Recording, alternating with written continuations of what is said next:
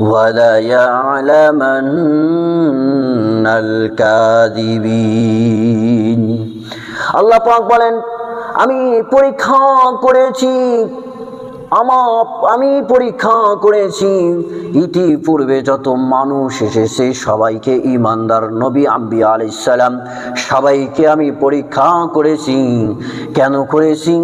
এই জন্য করেছি, আমি জানার জন্য করেছি যে ওই মানুষ যে কালিমা পড়েছে, ঈমান এনেছে, এই সঠিক ঈমান এনেছে না ভেজাল ঈমান এনেছে, সে ভেজাল মুক্ত মুমিন না ভেজাল যুক্ত মুমিন, এইটা প্রমাণ করার জন্য।